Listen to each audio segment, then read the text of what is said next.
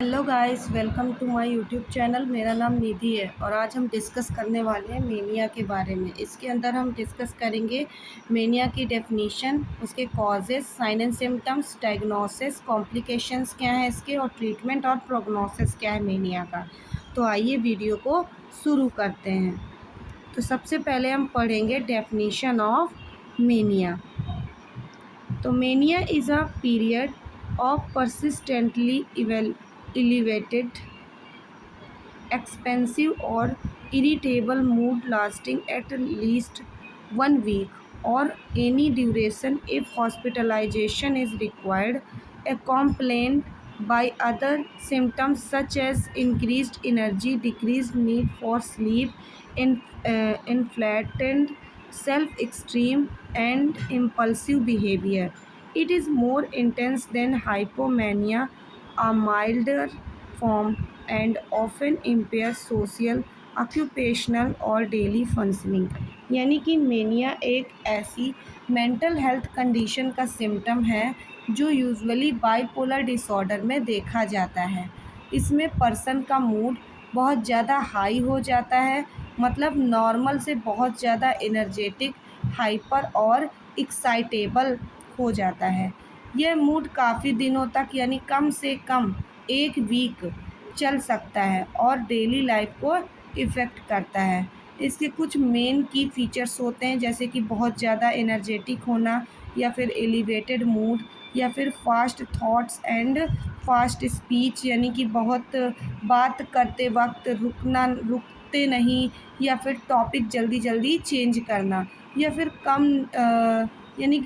Come need for sleep, या फिर over confidence, या फिर रिस्की बिहेवियर जैसे सिम्टम्स शो होते हैं। नेक्स्ट हम पढ़ेंगे कॉजेज़ ऑफ मेनिया। फर्स्ट है हमारा बाइपोलर फर्स्ट डिसऑर्डर।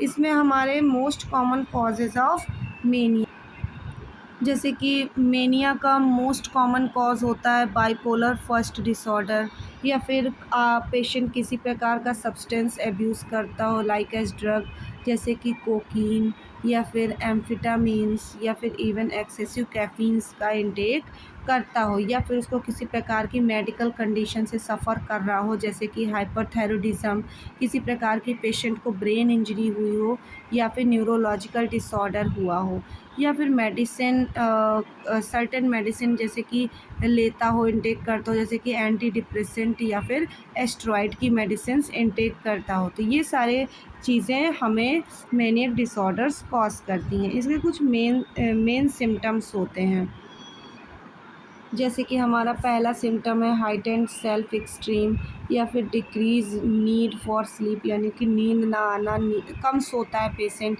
या फिर रैपिड स्पीच, जल्दी जल्दी बात करेगा, या फिर बात करते समय रुकेगा नहीं, जल्दी जल्दी उसके थॉट्स आएंगे, या फिर उसके थॉट चेंजेस होते रहेंगे, ईजिली डिस्ट्रैक्टेड होता रहेगा, इंक्रीज्ड गोल डायरेक्टेड एक्टिविटी, या फिर साइकोमोटर एरिटिगेशन, या फिर इंगेजिंग इन इम्पल्सिव और रिस्की बिहेवियर जैसे सिम्टम्स शो होते हैं। नेक्स्ट, जैसे कि इसमें देखिए, जैसे कि पहला सिम्टम देखिए यहाँ पे शो हो रहा है sudden changes in energy and activity.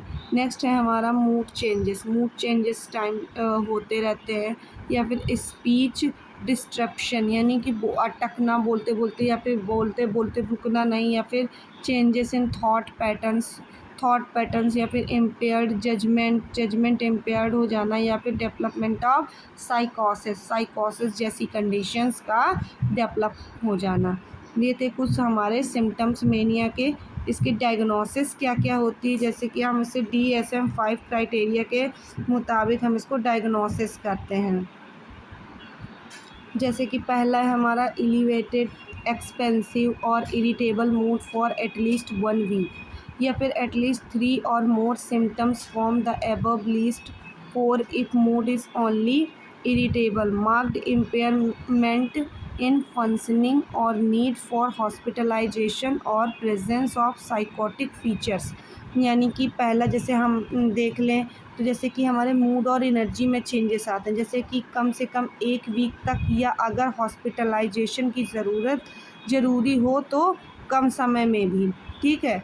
यानी एबनॉर्मली एलिवेटेड या फिर एक्सपेंसिव या इरिटेबल मूड शो होना, या इस चीज़ को डिटेक्ट करना, या इंक्रीज एनर्जी या एक्टिविटी का क्लियर पीरियड को डिटेक्ट करना, या 3 या उससे ज़्यादा सिम्टम प्रेजेंट हो। अगर मूड स्विफ्ट इरिटेबल है तो 4 सिम्टम चाहिए, जैसे कि डिक्रीज नीड फॉर से, बहुत कम नींद लेकर भी फ्रेश फील करना, या फिर अपनी एबिलिटी को ओवर एस्टिमेट करना, या फिर बहुत फास्ट लाउड और कंटिन्यूअस बोलना, या फिर थॉट्स बहुत फास्ट आना, या फिर एक से दूसरे पे जंप करना, या फिर छोटी बातों में इजीली अटेंशन शिफ्ट हो जाना, या फिर काम स्टडी या सोशल एक्टिविटी या सेक्सुअल एक्टिविटी में अनयूजुअल इंक्रीज हो जाना, या फिर अनप्रोटेक्टेड सेक्स इम्पल्सिव, या फिर शॉपिंग, या फिर ग्लैम्बलिंग, रैशेस ड्राइविंग जैसे सिम्टम्स को शो करना। कुछ फंक्शनिंग या फिर फंक्शनल इम्पेयरमेंट भी देखते हैं, जैसे कि हमारे सिम्टम्स इतने सीवियर हों कि सोशल, ऑक्यूपेशनल या पर्सनल फंक्शनिंग डिस्टर्ब हो, या हॉस्पिटलाइजेशन की ज़रूरत हो। ये थे कुछ हमारे डायग्नोसिस, ठीक है। नेक्स्ट हम पढ़ेंगे कॉम्प्लिकेशंस क्या क्या आते हैं। कॉम्प्लिकेशंस जो कि अनट्रीटेड होते हैं मेनिया में, जैसे कि फाइनेंशियल प्रॉब्लम फ्रॉम रेकलेसनेस, या फिर स्पेंडिंग, डैमेज रिलेशनशिप, या फिर legal issues due to impulsive act, या फिर फिजिकल एक्सहेस्टेशंस और हेल्थ निगलेक्ट, या फिर transition into depression as part of bipolar mood swings. ये सारे कॉम्प्लिकेशंस, और भी बहुत सारे कॉम्प्लिकेशंस शो होते हैं, जैसे कि पुअर जजमेंट, जैसे कि बिना सोचे समझे के डिसीजंस लेना, या फिर साइकोसिस हो गया, जैसे कि एग्रेशन और एजिटेशन हो गया, जैसे कि फाइट, प्रॉपर्टी डैमेज, या फिर पुलिस इन्वॉल्वमेंट हो जाना, या फिर सीवियर स्लीप लॉस हो जाना, या फिर सुसाइडल रिस्क आना, या फिर रिलेशनशिप टूटना, वर्क स्टडी इम्पैक्ट होना, लीगल इश्यूज, या फिर स्टिग्मा और रिप्यूटेशन डैमेज हो जाना, इंजरी हो जाना, निगलेक्ट ऑफ सेल्फ केयर, यानी कि खाना स्किप करना, या फिर डिहाइड्रेशन होगा जिसकी वजह से वेट लॉस या फिर वेट चेंजेस हो जाएगा, किसी प्रकार का सब्सटेंस अब्यूज करना। ये हमारे कुछ कॉम्प्लिकेशंस हैं। नेक्स्ट हम पढ़ेंगे ट्रीटमेंट क्या क्या होता है। तो ट्रीटमेंट के अंदर हम मेनियक पेशेंट को मोस्टली मूड स्टेबलाइज़र देते हैं, और उसमें से मेन हमारा लिथियम होता है, या फिर वॉल्फोरिक एसिड, या फिर कार्बामेज़ेपिन एंटीसाइकोटिक ड्रग प्रोवाइड करते हैं, या फिर बेंजोडाइज़ेपिन्स हम प्रोवाइड करते हैं, जो कि हमें शॉर्ट टर्म क्लेमिंग और एजिटेशन इज़ सीवियर कंडीशन पे हो तो हम उसे बेंजोडाइज़ेपिन प्रोवाइड करवाते हैं। नेक्स्ट हम साइकोथेरेपी कौन कौन सी प्रोवाइड कराते हैं, जैसे कि हमारा साइको एजुकेशन हो गया, teaching patient and family about illness, हम पेशेंट को प्रोवाइड करते हैं, उसके फैमिली मेम्बर्स को उसकी बीमारी के बारे में एजुकेशन प्रोवाइड करते हैं। हम कॉग्निटिव बिहेवियरल थेरेपी प्रोवाइड करते हैं, जो कि पेशेंट के थॉट पैटर्न्स को मेंटेन करने में या मैनेज करने में हेल्प करती है। नेक्स्ट हम पढ़ेंगे लाइफस्टाइल मैनेजमेंट में।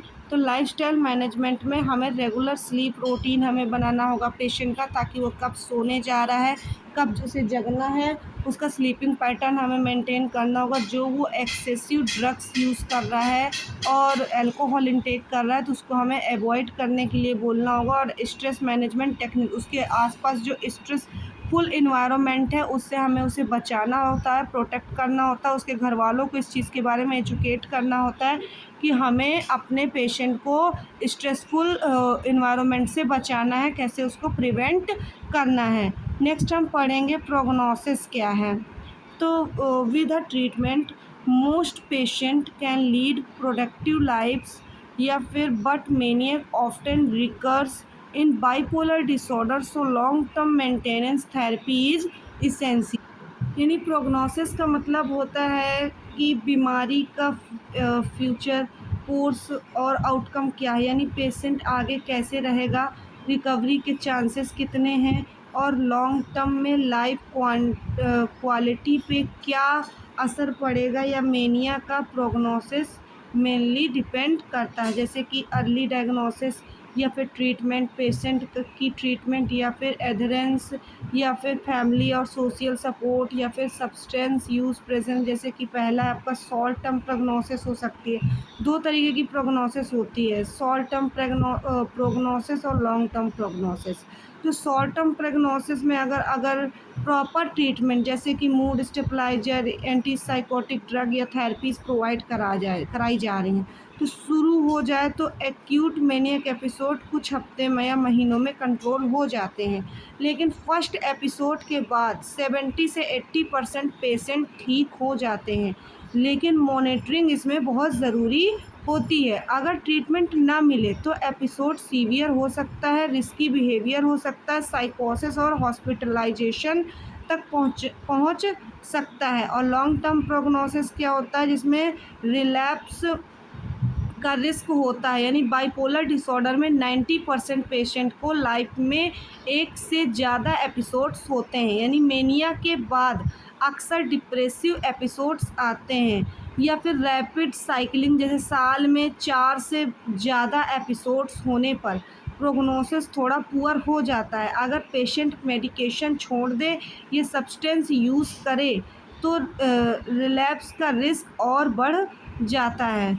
ये आपके कुछ प्रोग्नोसिस होते हैं, जैसे कि कुछ होते हैं पॉजिटिव प्रोग्नोस्टिक फैक्टर, जैसे कि अर्ली डायग्नोसिस और टाइमली ट्रीटमेंट या फिर गुड ट्रीटमेंट या फिर family and social support inside.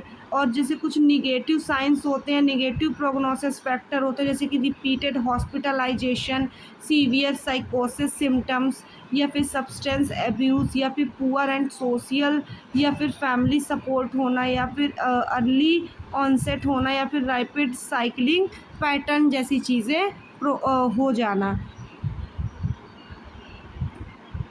तो आज की वीडियो में बस इतना ही। अगर आपको ये वीडियो पसंद आई हो तो चैनल को लाइक करें, सब्सक्राइब करें और बेल आइकन को प्रेस करें। Thank you.